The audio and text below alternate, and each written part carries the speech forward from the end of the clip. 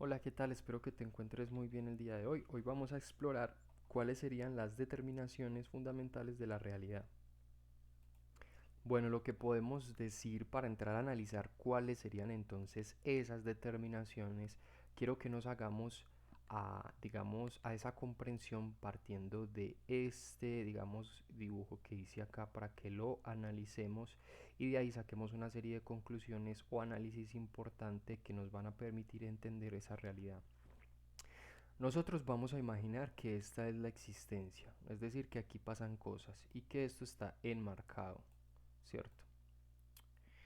Vamos a imaginar que aquí pasan las causalidades, es decir, si yo suelto un huevo en la mesa, se cae y se quiebra. Si yo corro más rápido que otro y empujo a alguien, el otro tal vez se caiga. Es decir, vamos a imaginar esas situaciones de causa y efecto aquí en esa realidad, en lo que es, ¿cierto? Vemos que las personas nacen, crecen, envejecen, etcétera. Aquí se suceden los acontecimientos, ¿cierto? Entonces, alguien, o en este caso nosotros que estamos analizando esta situación, decimos, ¿de dónde surgió la causalidad? Es decir, ¿cuál es el principio de lo que vemos? ¿Cuál es el principio de lo que existe? Y podemos llegar al imaginario de que tiene que haber algo por fuera de lo que conocemos que sea la causa de todo lo que es.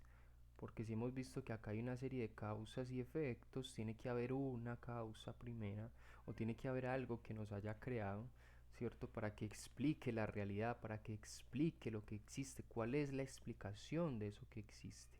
Y vamos a mirar cuál es el problema de ese tipo de enfoque, de ese tipo de, digamos, de enfoque inicial o de la manera de problematizarlo inicial, y es que el problema se da con la pregunta. ¿Por qué? Porque aquí estamos diciendo que esto es lo que es, lo que existe, que aquí se suceden los diferentes fenómenos de la existencia. Pero miremos cuál es el problema que se está generando acá, que decimos, acá son los fenómenos de la existencia, pero a la vez le estamos poniendo un marco. ¿Cómo así? ¿Cuál es el problema? Hay que ponerle un marco, que es como si no estuviéramos entonces diciendo toda la existencia, por decirlo así, ya que al ponerle un marco es como si estuviéramos encerrando solamente una parte de la existencia y no estuviéramos contando todo esto que supuestamente hay aquí afuera, que sería también parte de la existencia misma. Es decir, le estaríamos dando una mala interpretación a lo que son las cosas, la existencia, el tiempo y el espacio, porque estaríamos creyendo que hay una parte del tiempo y el espacio que sí existe y habría otra que no, ¿cierto? ¿Por qué? Porque uno se preguntaría entonces, ¿qué es esto que hay aquí afuera? ¿Acaso esto no existe? ¿Cierto? Además, ponerle estos muros quiere decir que si yo puedo poner un muro es porque aquí hay algo afuera, ¿cierto? Por ponerlo como un ejemplo, que también está existiendo. Entonces esta es una mala manera de entender el asunto, porque cuando pensamos supuestamente si afuera, tenemos que decir que si hay una afuera es porque también existe una afuera, ¿cierto? Pero muchas veces lo que estamos haciendo es que partimos de que supuestamente, óigase bien a esto, de que había algo afuera, miren el problema, había algo afuera de lo que existe, o sea, como si no existiera, como este no es, que había algo supuestamente afuera, ¿cierto? Ese no es, y que a la vez, o sea, de manera contradictoria, era algo, ¿cierto? Y le dio sentido a la existencia, a todo lo que estábamos diciendo que era aquí, que existía y que se daba.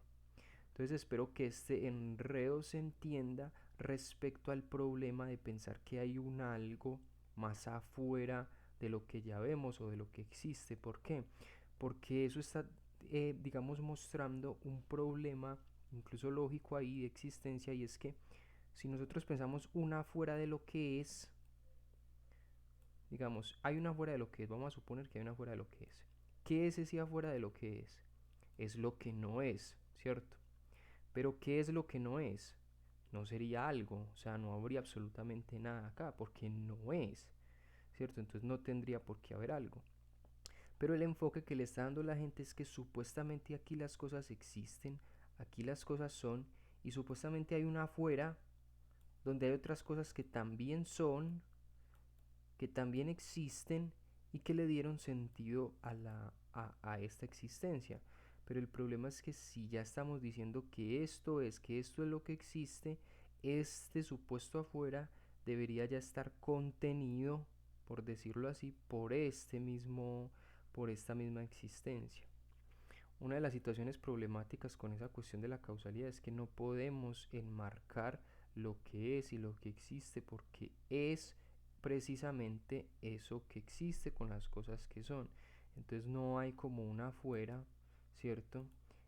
Si las cosas existen, es decir, si el tiempo y el espacio se dan de manera objetiva, con los diferentes modos en que se desenvuelven los fenómenos de la existencia en relación a ese tiempo y espacio, no hay como una afuera, ¿cierto? ¿Por qué? Porque esto es ya lo que existe, es decir, no hay como unos bordes, ¿cierto? No hay como unos bordes y aquí hay una afuera de lo que es y lo que existe, porque ya estamos diciendo que esto es lo que es, que esto es lo que existe, ¿cierto? Es decir, en esa totalidad de lo que conocemos, en las cosas que son, hay una causalidad, ¿cierto?